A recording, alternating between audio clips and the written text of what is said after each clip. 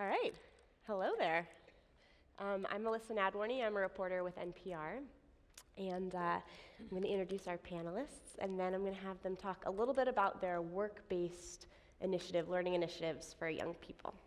So just to my left, we have Jennifer Carpenter, Vice President for Talent Acquisition at Delta, Lisa Schumacher, Director of Educational Strategies at McDonald's Corporation, and Jen Stredler, Vice President of Workforce Development at Salesforce.org.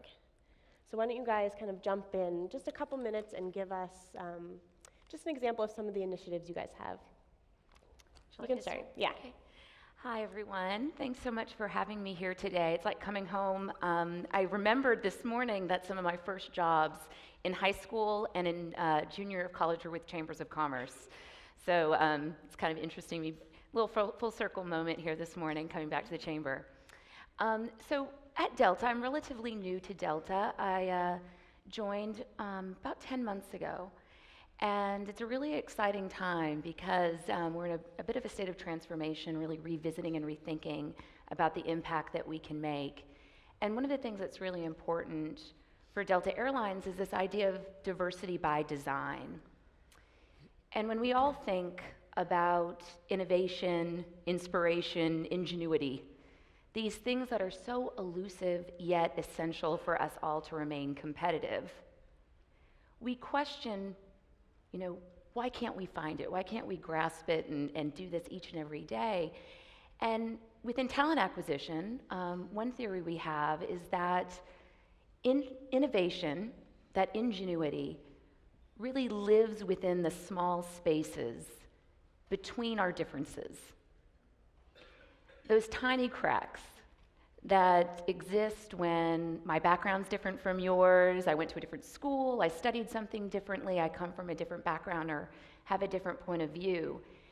So within Delta, and as we look to attract talent and upskill and reskill our people, we're really looking to add oxygen into the system to create broader gaps between us. Because we feel like if everybody looks the same, if everyone comes from the same backgrounds, the same schools, those small gaps where innovation lives are all but invisible and makes our jobs even more difficult. So when we think about attracting and developing talent for the airline, not just for today, but for the next 10 years, we're looking to identify exceptional talent in unexpected places, remove roadblocks. One program that we kicked off this year is for pilots. We need some pilots. And when you think about that career, it's very challenging. It's a challenging path. It's expensive. It takes a lot of time. And we want to think differently about how we're planting the seed with young aviators, but also creating pathways for them to find Delta. One idea that was one of our sparks of inspiration was there is a private Facebook group of Delta employees. I think at last count, there's about 489 Delta employees that are seeking their own pilot's license, whether as a hobbyist or to actually build up enough flight time and flight hours to become a commercial pilot. So Propel is a program that identifies employees within Delta to help accelerate that path for them, offering an accelerated pathway, a leave of absence, even some financial support through low interest loans, that kind of thing, to get them from working the ramp, loading the bags on the plane to being in the pilot seat.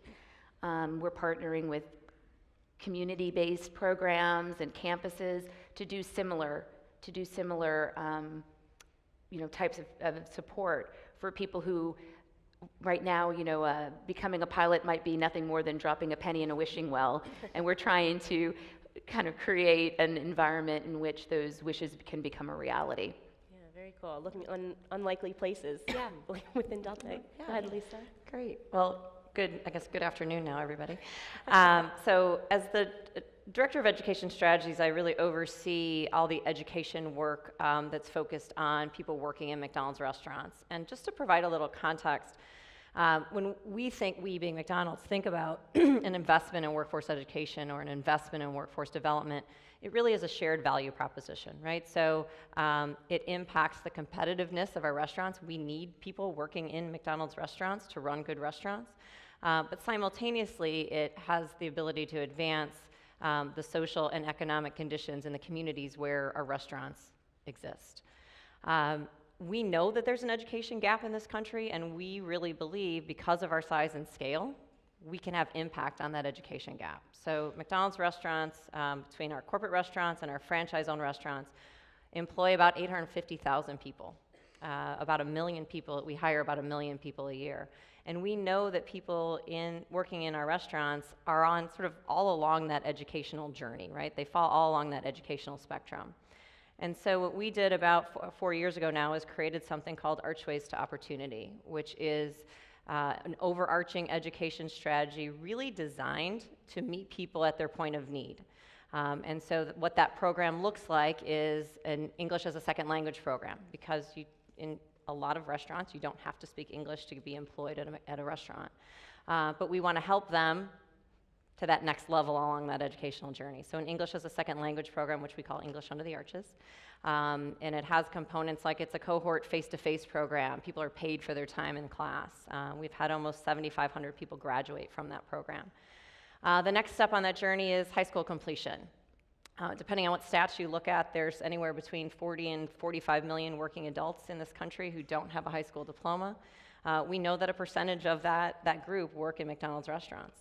And so we created, with some partners, an online high school completion program. It's a competency-based program. We pay for folks to go through that program. And every Monday morning, I get the best email that I get all week, which is from the superintendent of the online high school district that tells me how many graduates we have. And so yesterday morning, we hit 453, and we're on track to hit 500 by the end of the year. And as you can imagine, each person's story, right, is more impactful than the next. The reasons why people didn't complete high school, and it's usually not because they're not smart people.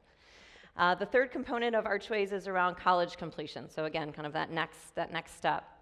Probably the most popular part of Archways to Opportunity is our tuition assistance program. We announced earlier this year that we pretty significantly increased our tuition assistance. So anyone working in a McDonald's restaurant for 90 days and an average of 15 hours a week now has access to $2,500 for college.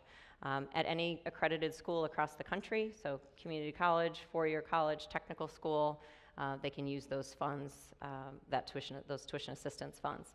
We also partner with various colleges and universities. We have local partnerships with community colleges. That's typically one of our franchisees creating that partnership. And then we have partnerships that are national partnerships. And then the final component of Archways is advising. So we offer academic and now career advising services, and we do that through a national nonprofit, so master's level prepared advisors. Anybody working in any McDonald's restaurant has access to those academic and career advising services.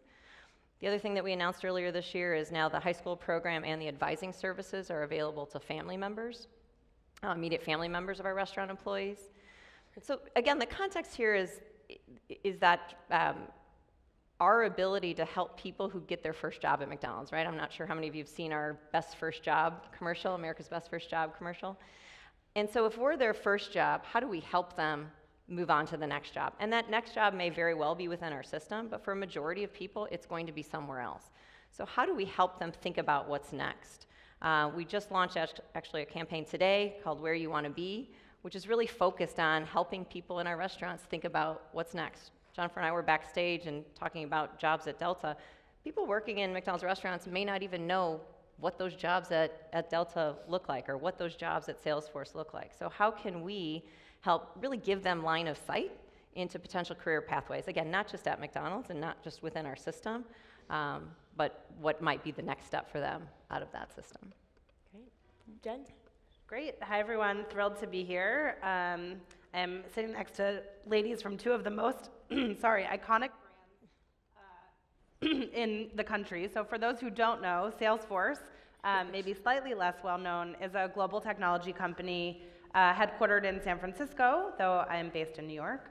And we have 30,000 employees worldwide and growing, hubs across the across the world, and many of you likely are using Salesforce. It's a CRM company. So I work for Salesforce.org, which is the social enterprise or kind of philanthropic arm of Salesforce. And I think originally, probably 10 years ago, we got into doing work-based learning activities, likely as more of a corporate citizenship initiative. But fortunately, those, the sort of motive and the intention, and really the value for business has gone far from that, though I still think it is the right thing to do, and is really focused on delivering value for the business. And so when I think about our work-based learning initiatives or how we're engaging young people in the world of work, I think about kind of two primary buckets.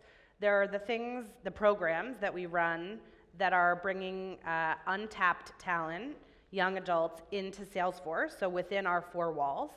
And then there's the work that we're doing to help young adults access the broader Salesforce ecosystem. And I can talk a little bit about both. So I think one of the themes you will likely hear from all of us is partnership. We don't do any of this work alone. And we don't think we have the expertise to do it all alone. So we rely heavily on nonprofit partners that really share our values and that understand the needs in local communities to run programs that bring young adults, either in high school or opportunity youth, into Salesforce for 6 or 9 month internships, some of whom will then stay on at Salesforce. Others will then continue on to college or to work elsewhere. I think, like Lisa, we don't view conversion at Salesforce as the only metric of success. There is life outside of our company, we know that. And so we rely really heavily on our nonprofit partners to train the young adults. We know that there's training that we can provide internally, but we also know they need training before they walk into Salesforce. And so that's a critical partnership component. And then the young adults work at Salesforce for either 6 or 9 months.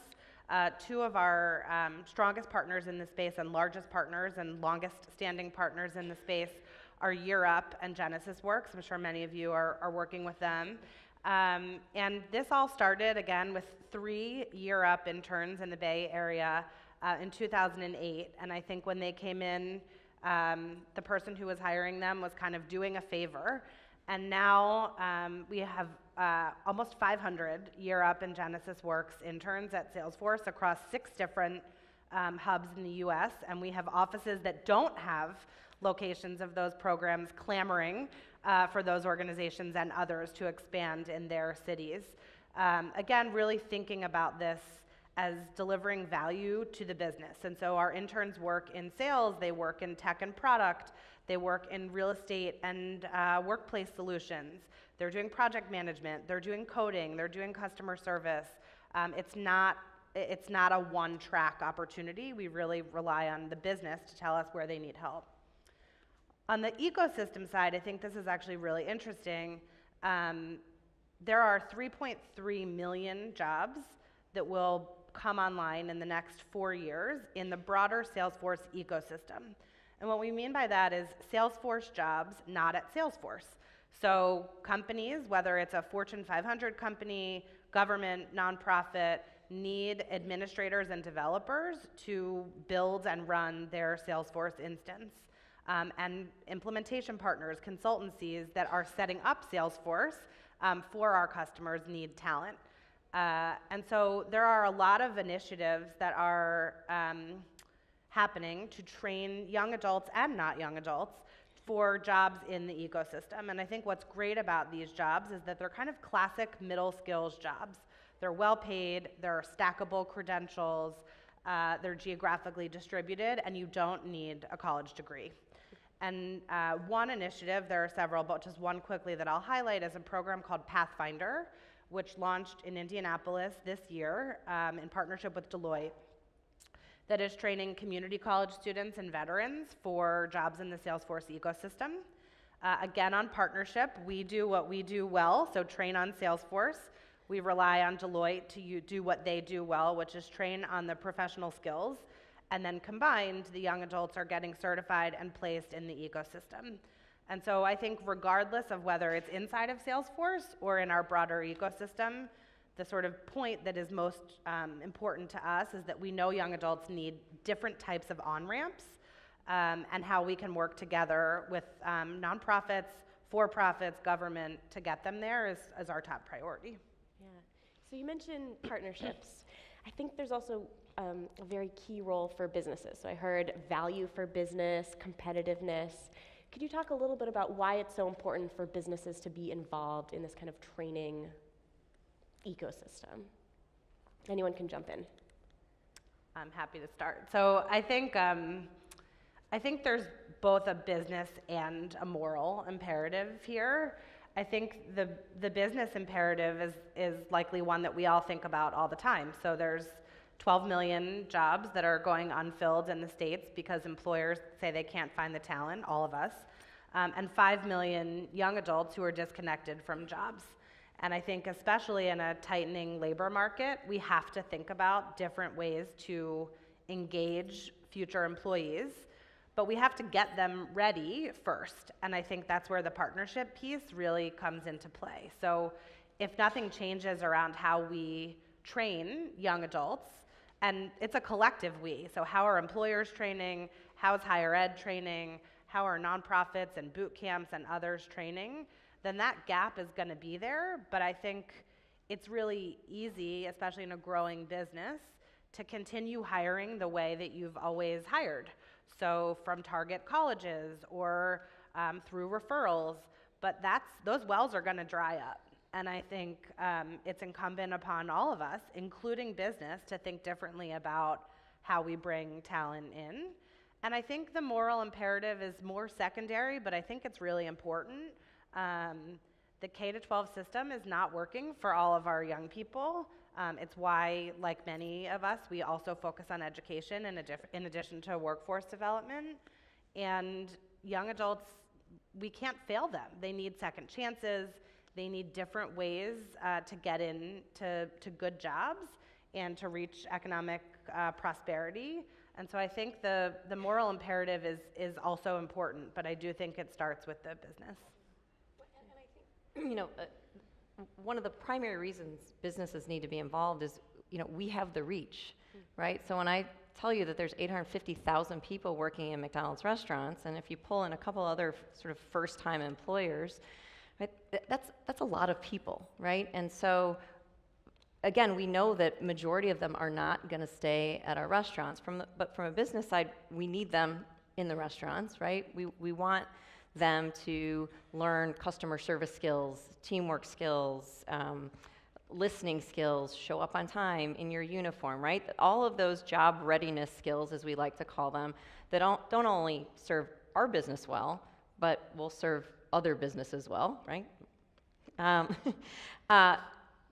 if we know they're going to leave anyway, it really helps our business and helps the next business and helps to close that skills gap if we can give them not just the job readiness skills, but access to education that can take them on to the next thing. And then at the same time, help them think about what that next thing is, right? I mean, why can't McDonald's restaurant employees be the pool of candidates for the trades, for Delta Airlines? Why not, right? Why can't we start having that conversation? And if I think about it from an individual franchisee, one of our franchisees who's, just wants to make sure that drive-through is running as efficiently as possible from 11 a.m. to 1 p.m., if I can keep somebody for a year or 2 years while they're going through an education program or a training program to become an HVAC technician, right, that benefits my business. Well, and with Delta, it starts with people. All of our competitors have airplanes. They all have gates. But what makes us different is our people. And that's something that we hold that's a firmly held belief dating back to our principal founder. And when we think about what differentiates us, what creates that competitive advantage, it's people. But at the same time, we're increasingly running with the machines. We are going to be augmenting our workforce. We're all already augmented workers in our day-to-day lives. We all have computers in our pockets. And we have to constantly be upskilling and reskilling our workforce so that we take care of our people so they take care of our customers. But it's just this change, this velocity of change we're all experiencing requires us to think differently about how we're skilling our workforce. Now, the wonderful thing, the optimist in me says, well, I've never met a kind computer. I've never met a curious computer. So when we think about what our schools need to be teaching, what we need to be teaching as employers and our partners in our communities need to be teaching, is how we bring people together, just like you're doing at McDonald's. How do you teach teamwork? Yep. How do people interact with each other? How do you teach grace, kindness, empathy? These are the skills that are going to make us more competitive. And as we continue to be augmented with technology, we focus on those more human skills. And when we think about the widening skill gap, it's not so much the STEM skills that are holding us back.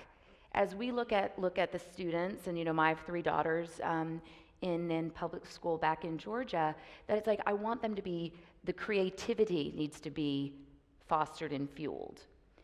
The empathy, creating interdisciplinary teams to handle those complex problems that we're going to all be working so hard together to be solving.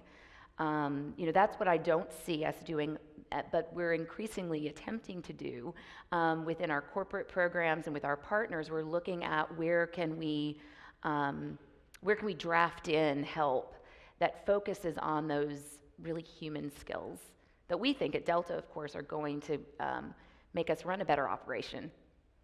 Yeah. Can you talk a little bit more about skills? Like, so teamwork, we've got soft skills.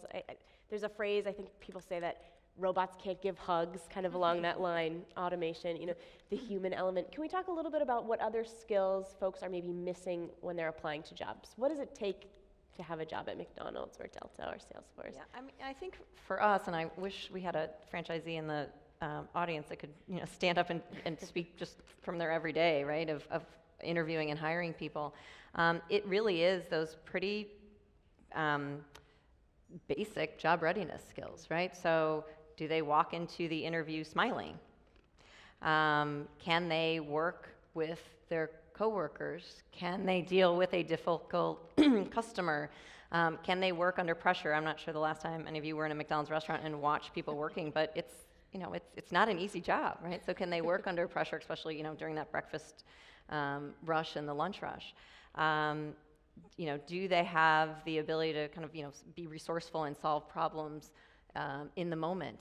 All of those are things that translate into just about any job. How many of you had a first job in food service, quick service? There we go. How many of you at McDonald's? Got 1. All right, 2. Okay, good. All right, you learn a lot in a first job. Everybody has to have a first job. Yeah. And I would add cultural awareness too. Yeah. This idea that the people you're going to be working with might come from a different generation, certainly will come from different backgrounds, have different skills.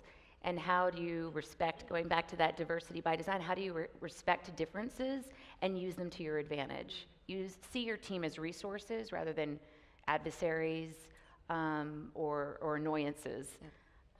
Is something that we really hone in on at Delta, that teamwork and collaboration that's required to get the job done. And I think that I agree with everything that Jennifer and Lisa shared. I think the other thing that seems to be shifting is that we can no longer anticipate what jobs will look like in 5, 10, 20 years. And so rather than vigorously trying to distill what the specific skills are, I think we all need to think about how do we train young people to be lifelong learners. So how do you teach someone to never stop asking questions, to be curious, to focus on their professional development even once they secure that job or the next job?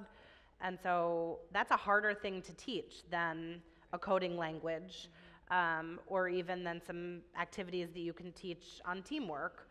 But I think that is the way the world is going, and so I think teaching that kind of building the muscle around curiosity and learning is really important.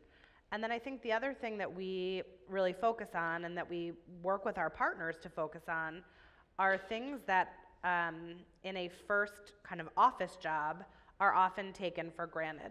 So teaching skills like preparing for a one-on-one meeting with your manager, showing up with an agenda. How do you create a calendar invite? What is a calendar invite?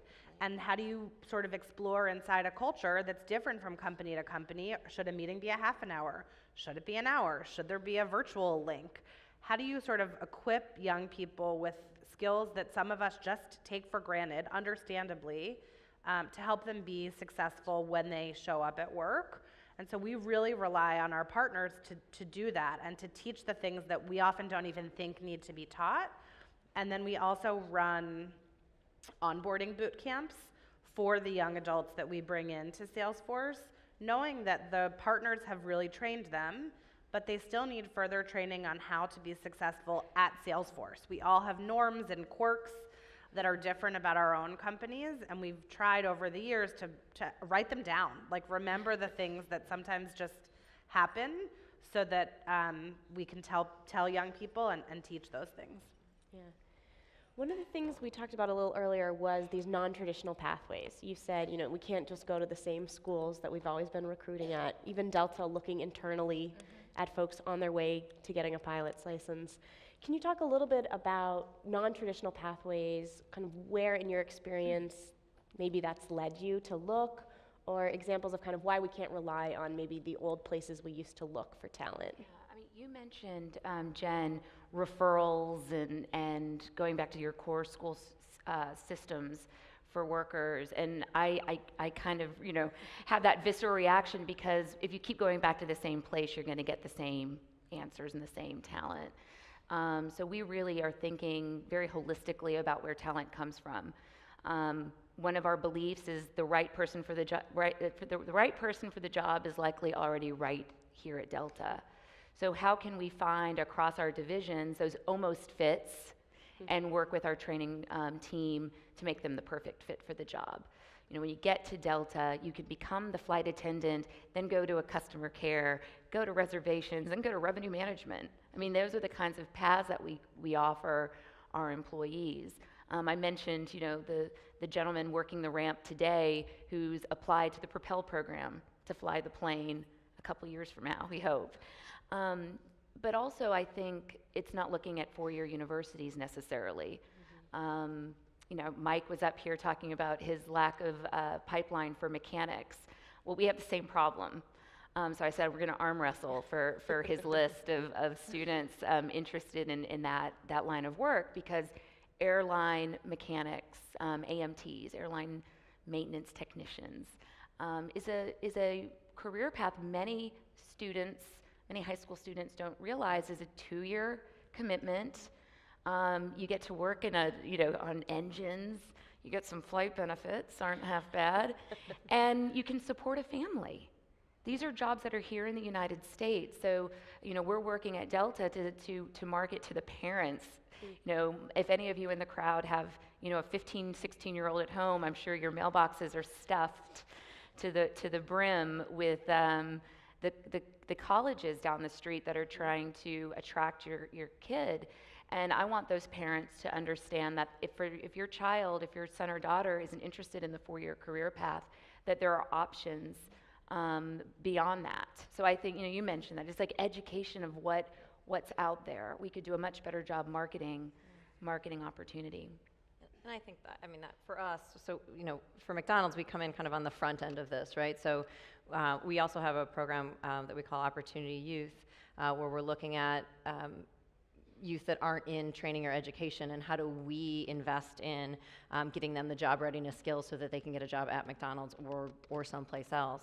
But then once they get a job at McDonald's, having access to this education and introducing them, I think, is the key to these different on-ramps, right? So to your point, right, they don't know that there's these jobs that don't require a 2-year degree, certainly don't require a 4-year degree. Those middle skill jobs that many of them probably simply aren't even aware of. Like, I don't want to go to a 4-year school. I can't afford a 4-year school. It's not what I'm interested in. Well, what about this, this, this, and this? So it's really, again, I said this before, it's just giving them line of sight into what's possible. Yeah, and I think I would sort of reiterate some of the types of partners and organizations that I've mentioned. So really thinking about how do you hire from community colleges, not just 4-year schools. Does a bachelor's degree really need to be required? So re-looking at job descriptions arming managers, hiring managers with new tools and techniques for how to hire, how to look for talent, recruiting from different types of not just schools, but organizations that maybe are partnering with employee resource groups or affinity groups that can just broaden the horizons of people that, to Jennifer and Lisa's point, that just know that these jobs exist. I think another thing that I think about is how to use our employees to help build awareness, exposure, and social capital for young people, even if those employees can't hire. Not everyone inside the company has the budget or the jobs to be a hiring manager for a young person, but they have other ways that they can contribute. And so our employees have 7 days of what we call VTO, volunteer time off. It is a huge part of the culture of our company to give back in whatever ways our employees are most passionate about.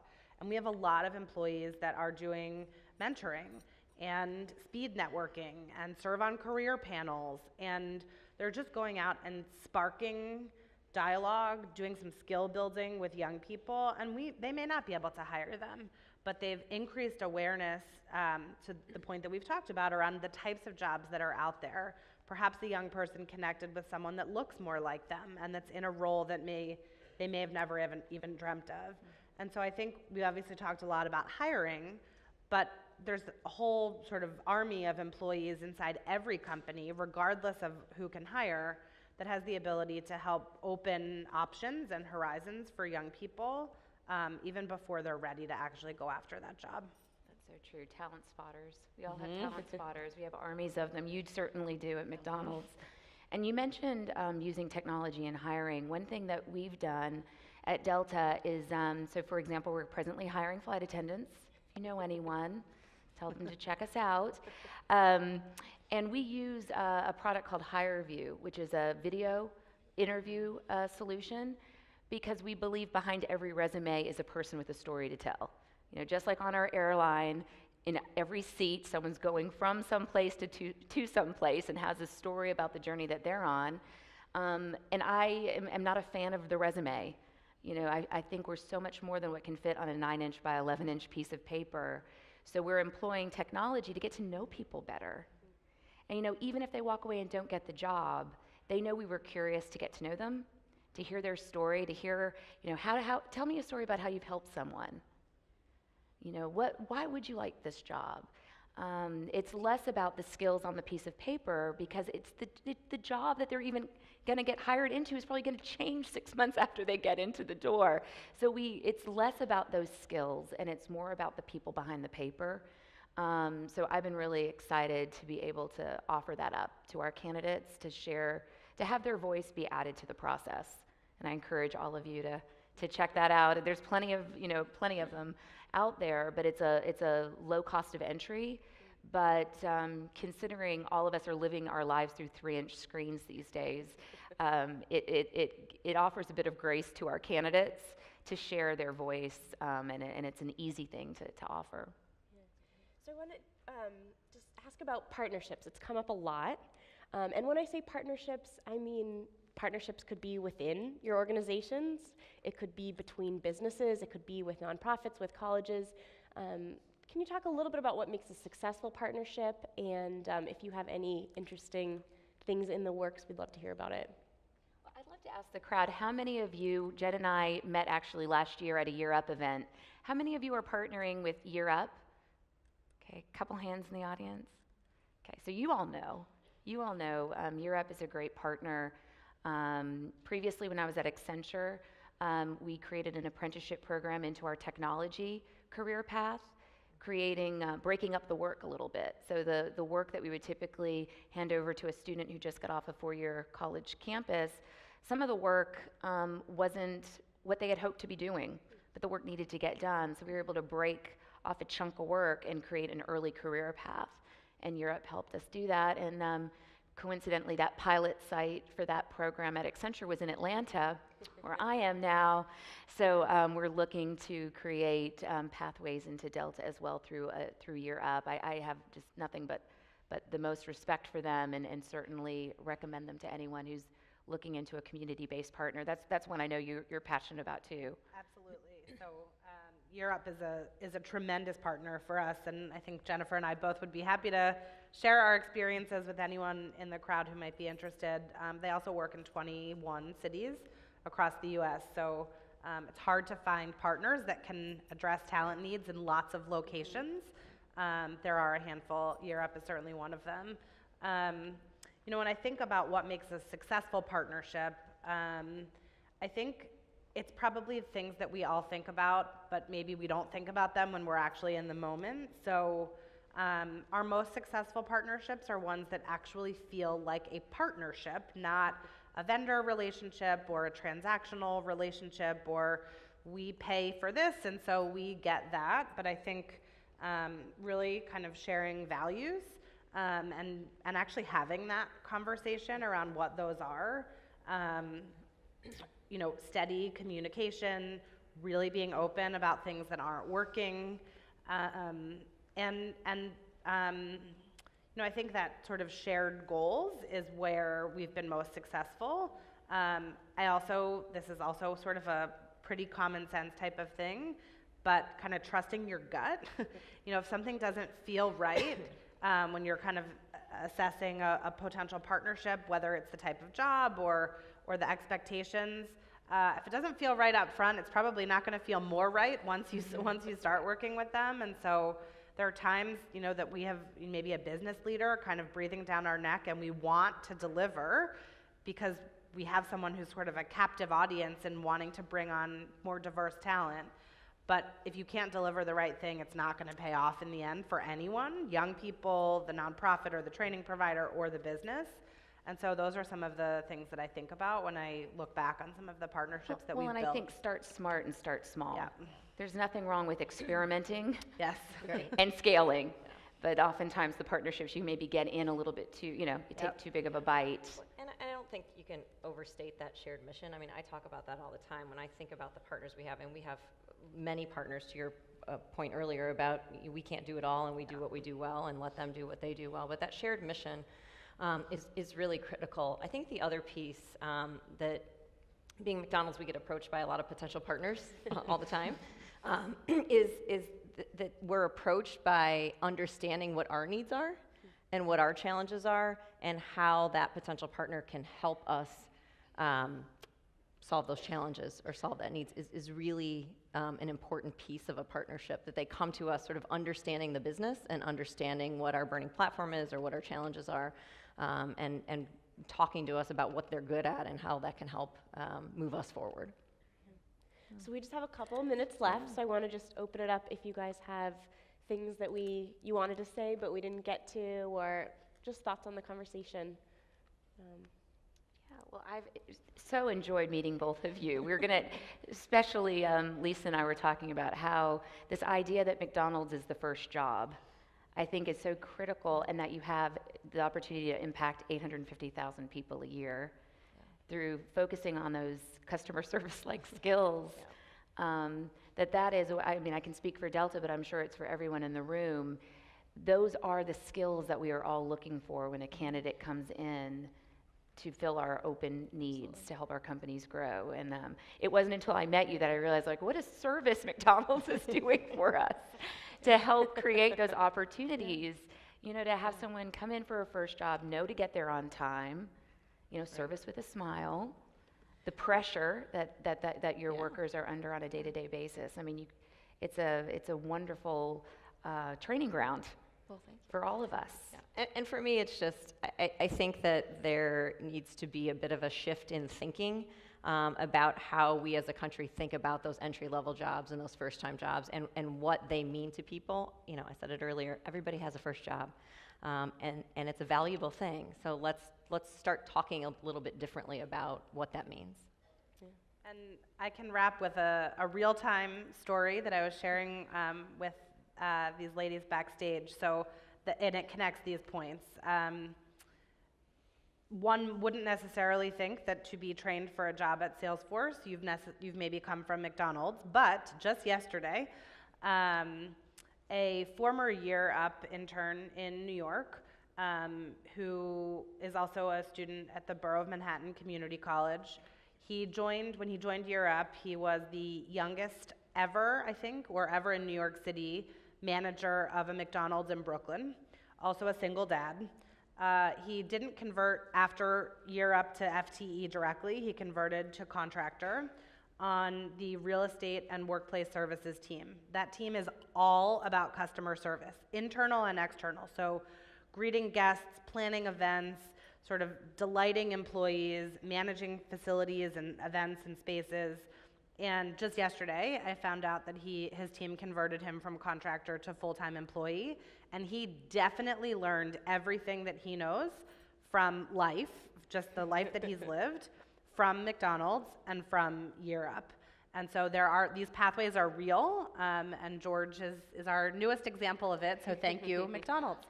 Wonderful. What a great note to end on. Thank you guys so much for being here. All right.